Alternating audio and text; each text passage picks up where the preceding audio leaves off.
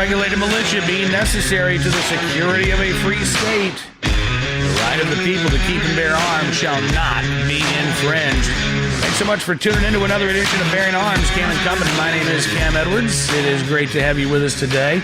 It's kind of a grim day in Virginia. It's the first day of the 2020 legislative session, and gun control is front and center right now in Richmond at the state capitol, where a number of anti-gun bills continue to get dropped, by the way, by lawmakers. In fact, we've seen two really, really bad bills that have been introduced in the past 24 to 48 hours or so, including one measure that looks to be the revised version of Governor Northam's proposed quote-unquote assault weapons ban.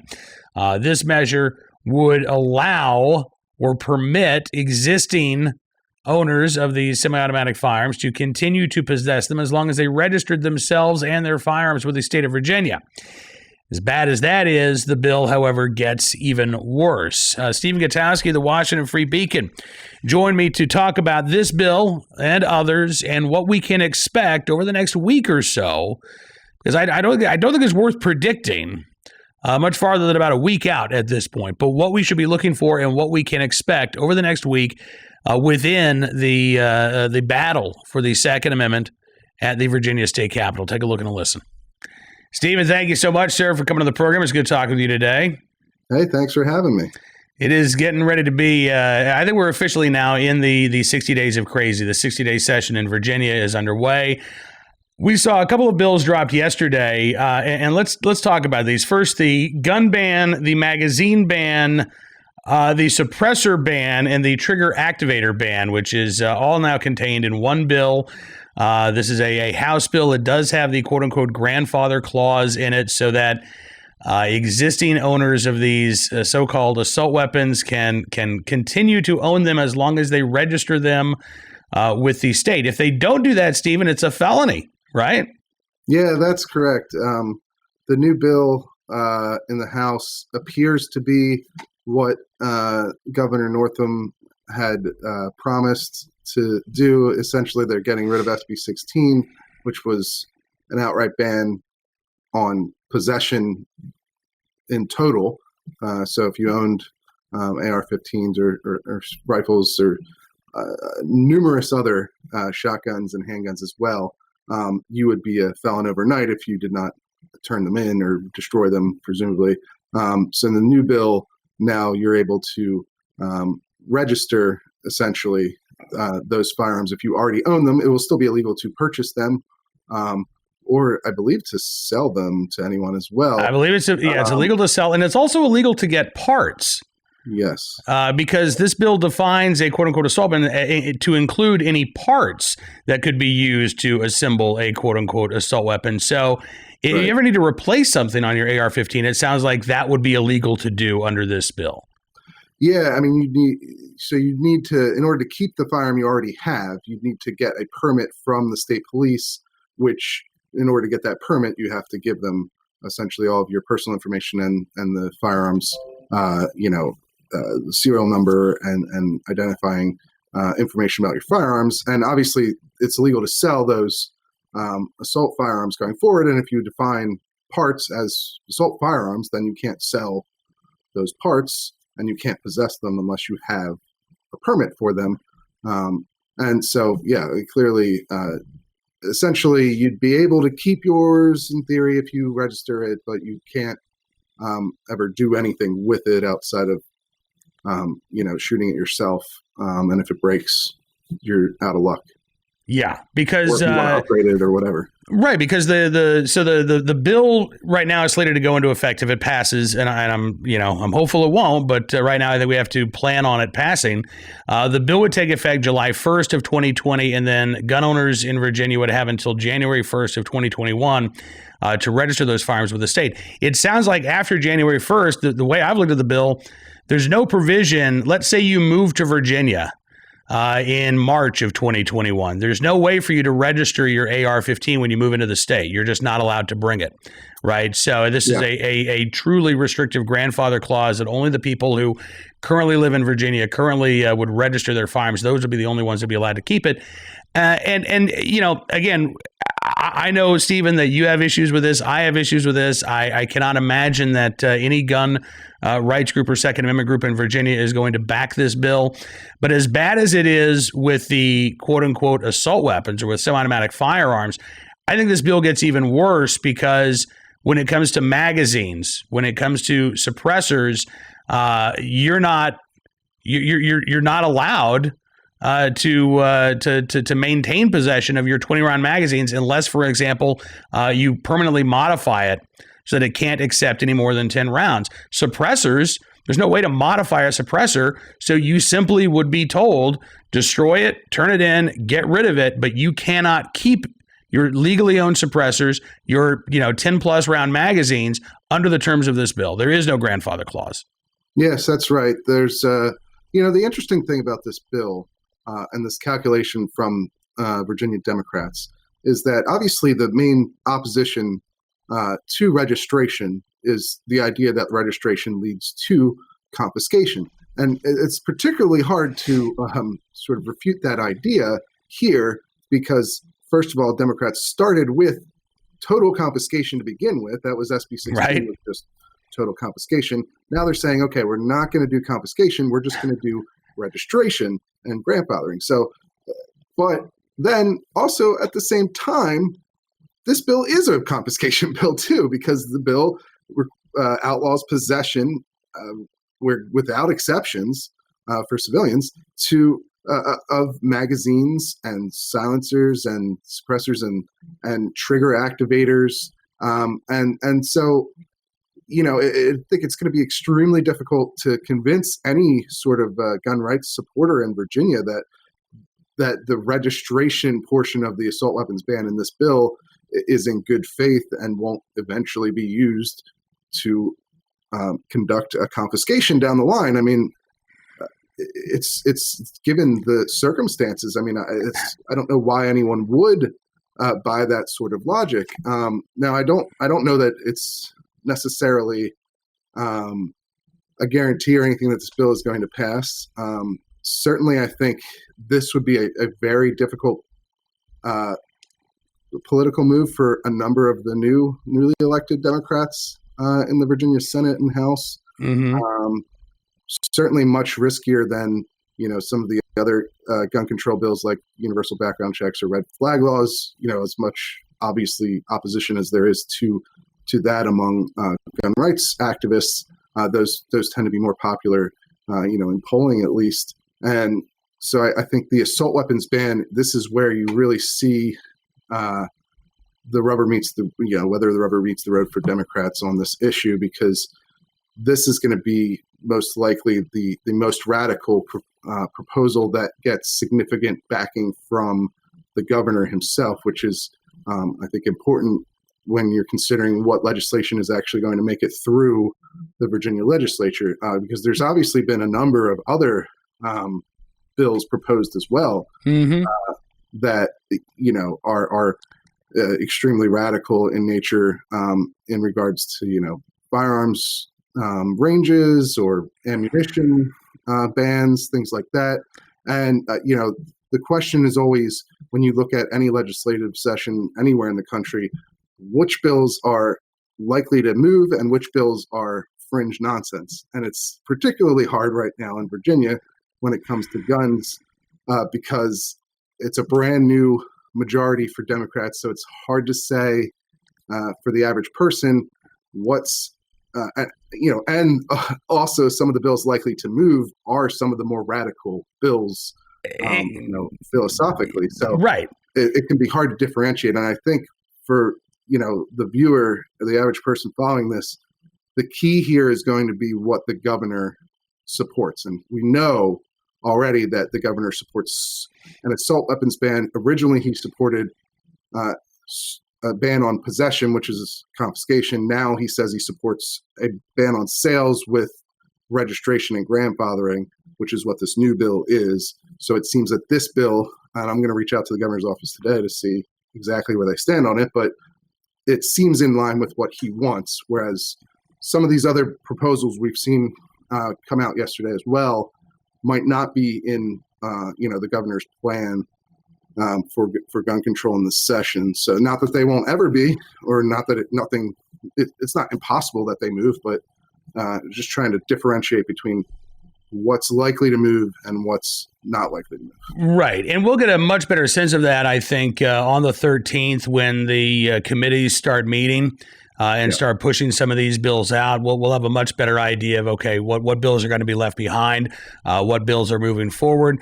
You mentioned the ammo ban, and this is something that Governor Northam has not talked about. The reason I ended up writing about it at Bearing Arms today, it's House Bill 899, is because the same guy who introduced this new revised quote-unquote assault weapons ban is the same lawmaker who's also introduced now this ban on what amounts to any non-lead ammunition, Stephen. I mean, you talk about a crazy bill and a fringy bill. Out in California, you've got a push to ban all lead ammunition. Here in Virginia, House Bill 899 would make it a felony to own any ammunition that, a quote, contains jacketed bullets with other than lead or lead alloy cores or cartridges of which the bullet itself is wholly composed of a metal or metal alloy other than lead.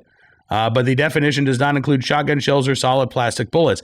I mean, again, this has the potential, if this bill gets traction and starts moving forward, this bill would have the potential to, again, turn, tens of thousands, if not hundreds of thousands of lawful Virginia gun owners into felons overnight because they continue to possess a round of ammunition that they legally purchased.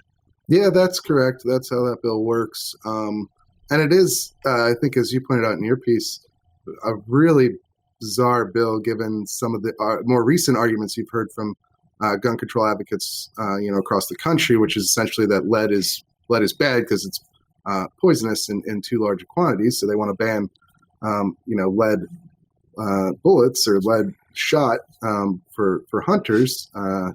But now in Virginia, they want to ban any bullet that's not made of lead. So there's this sort of bizarre contradiction going on there. I think as far as, this sort of harkens back to the armor piercing ammunition debates, from decades ago, where they, steel core was considered to be too dangerous.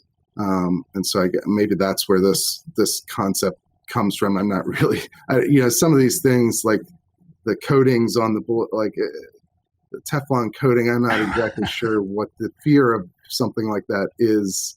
But, occasionally you'll see these things crop up, generally in the farthest left states from some of these representatives, and they don't necessarily know what they're talking about. Not that is uncommon in this topic, unfortunately. And so, that it'll be interesting. You're right, because it did come from the same person who introduced the assault weapons ban bill. So which one is going to move and which one's not? The governor, again, hasn't talked about, so you would think maybe not the ammo ban, but it's the same person, so maybe it will. It's not entirely clear, and you're right. We'll see more clarity come in on Monday, on the 13th, when they actually get into committee hearings and see which bills they're actually moving along or attempting to, and we'll have to wait until then really to have a full understanding of what this is going to look like.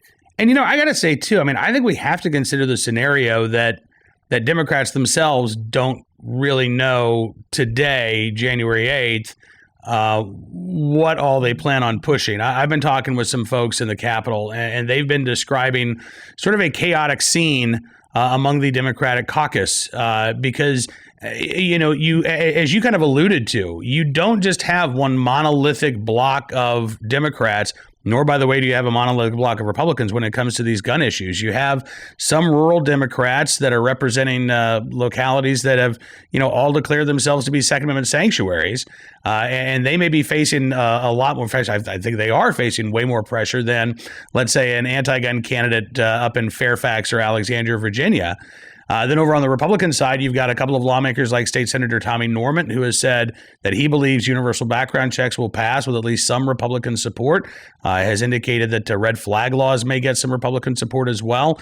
And so within both caucuses right now, I think that there is still a discussion being had about, okay, how hard are we going to push back on the Republican side, and then how far are we going to push over on the Democrat side? And I don't know that those decisions have been made yet, honestly.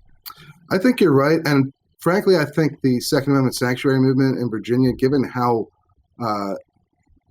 incredibly energetic it's been, and how many localities in the state it's affected, and how many have actually passed resolutions, including the most popular city in the state, Virginia Beach, which honestly I didn't expect, frankly. I didn't either. Myself. I figured that was not going to the resolution wouldn't pass there. And even Prince William County, where they passed one, and then the delegates came in, the newly elected Democratic delegates came in, so they were going to undo that. They didn't do that either yet. I mean, they wavered. Yeah, they tabled that yesterday. Yeah, they played games with when the meeting was going to be. They moved it from 7 o'clock to 2 o'clock, and then they still had a lot of turnout. And I guess that must have had some effect, because they didn't do what they said they were going to do. We don't know exactly how that's going to turn out yet. But my point is, the outpouring of opposition to new gun laws, especially confiscation or new hardware bans, has been very strong. Something unlike anything I've ever seen in my, I'm only 32, but unlike anything I've ever seen at a grassroots level in Virginia in my life. So, I think that has changed the political calculation. I don't know how much it has. We don't have public statements yet from Democrats in the Senate, from 2 that say they won't vote for a assault weapons ban. We have one somewhat vague statement from one of the senators saying they wouldn't vote for new gun bans, but whether they apply that to ban on sales with grandfathering and registration, I don't know. But I would imagine that the grassroots effect of this movement has had a practical effect on the political calculation for both Republicans and Democrats. And at the same time, I also wouldn't be surprised at all if several Republicans went out and supported something like a universal background check bill, depending on what the details of it are. And the same thing for a red flag law, because again, those they're obviously not popular inside the gun rights movement, but generally they are more popular proposals. And if, barring, depending on what exactly the proposals say when they're up for a vote, not necessarily right now, but once they make it through the committee process and their amendments and changes, if they sort of moderate those bills, I wouldn't be surprised if they passed and had Republican support. It's just a matter of what exactly they look like when it's time for a floor vote, and where exactly Democrats, how far they want to push this, even in the face of this sort of very large grassroots movement that is not just in red districts. Yeah, no, absolutely. And I mean, I think ultimately what you're saying, and I agree completely, is that things are very much in a state of flux right now. Anybody who says they know exactly what's going to pass and exactly how this legislation is going to turn out, they're lying to you, because there's no way to know. Again, there are so many moving parts. There are so many so many lawmakers who I think at this point are struggling to figure out what they're going to do. And again, they need to not only be hearing from reporters talking about the thousands of people who show up in Virginia Beach, but these lawmakers need to be hearing from Virginia voters as well. You need to be in contact with your delegate, with your state senator, and urge them to stay the course, respect and defend your rights. Because as you say, I think this Second Amendment sanctuary movement is making a difference. I think this would be a very different political landscape had we not seen this outpouring of support for the right to keep and bear arms from far southwestern Virginia all the way to the northern neck and the eastern shore. I don't think that anti-gun Democrats and gun control advocates were expecting the amount of resistance that has been shown to date. And again, we're just now getting to the point where the legislative session has begun. We are still in the early stages here. So I would strongly encourage Virginians and gun owners in particular, keep up that engagement, keep up that energy, and stay in the fight. And I would also say that these upcoming lobby days on the 13th and the 20th will probably also have a major impact on how Democrats view whether or not these bills are worth pursuing for them. Because, if the turnout is large enough in Richmond and enough people are there in opposition to, the assault weapons ban or these other bills, I think that could have a real effect. And if they view these people as their constituents and not necessarily outsiders or fringe people, that will have an effect as well. So your average, dentist or who opposes the assault weapons ban, they own some ARs, whatever, shows up at their representative's office in Richmond on these lobby days, I think that has a real impact, right? I mean, if it's some guy from Georgia with who's open carrying a rifle and has a bulletproof vest on, they're probably not going to take that person seriously, and they might even be, turned back by someone like that. And so it really comes down to how many actual constituents show up at these two different events, especially if you can keep that momentum from one to the next. If the 13th is a large event and then the 20th is even larger, I think that says something to these people about gun owners being willing to come out continually to these things. Yeah. That I would imagine would have a large impact especially on a new representative who just won their election, maybe not by a huge margin. And they're looking at these people who are more motivated than most voters on any particular issue. That can have a very serious impact. And at the same time, if these both fizzle and there's, not much in terms of constituents actually showing up to these and talking to lawmakers, it could have the opposite effect. They could think, well, that okay, the Second Amendment sanctuary movement happened, but maybe it wasn't that, energizing. Maybe they're not really. They made their little show and now it's done. Yeah. I think these events will actually have a significant impact. So, if people want to stop these bills, I would say that them showing up and talking to their lawmakers directly in Richmond is probably their best chance. Yeah, that is, you're absolutely right about that. That is absolutely critical that we do see that show of support. I won't make any predictions. I mean, I've heard the estimates for Lobby Day on the 20th, in the tens of thousands. I hope that is the case. I would love to see every Virginia gun owner who can, take time off of work, who can find a babysitter for the kids, make it to Richmond on the 13th, on the 20th, because we are in the fight for our rights right now. And Stephen Gutowski, the Washington Free Beacon, I appreciate you joining us on the program, sir. Thanks for having me. Always a pleasure. And by the way, I will be in Richmond. Hopefully you'll be able to be there as well on both January 13th when the committees start hearing these gun control bills. And then again on January the 20th, Lobby Day, I will be speaking at the Lobby Day rally, which starts at 11 a.m. And again, I hope to see thousands and thousands of my fellow Virginia gun owners there on the 13th and the 20th.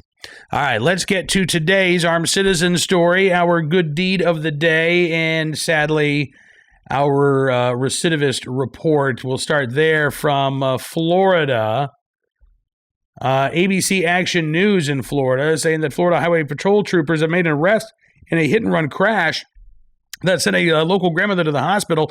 32-year-old Daniel Kersey, according to officers, actually ran his Volkswagen Jetta into a golf cart that was being driven by 80-year-old Gloria Slowiak of Bradenton, Florida. It happened December 27th while Slowiak was getting her mail from her mailbox. Yeah, Kersey apparently left the Jetta after the crash. He then ran away. Slowiak was pinned underneath the golf cart. She had to undergo 2 surgeries at a local hospital. Her son, John, said this guy, quote, doesn't have any respect for the law, no respect for humanity, period. And according to ABC Action News, Manatee County, Florida deputies actually arrested Kersey 3 days after this hit-and-run crash after he broke into a Bradenton, Florida church. Surveillance video from the Trinity Baptist Church shows Kersey wandering the church property for hours on December the 30th, caused at least $10,000 in damage.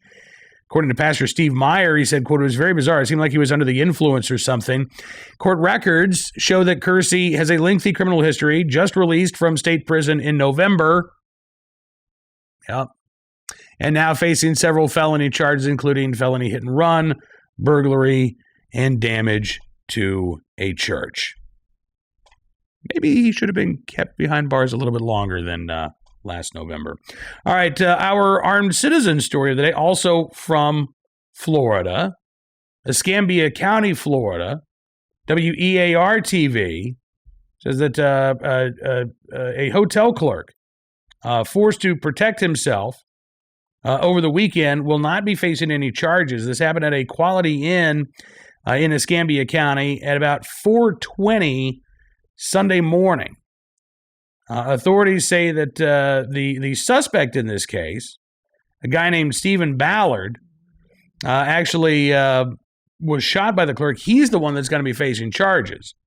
He has not been arrested yet because he's still in the hospital being treated for a gunshot wound.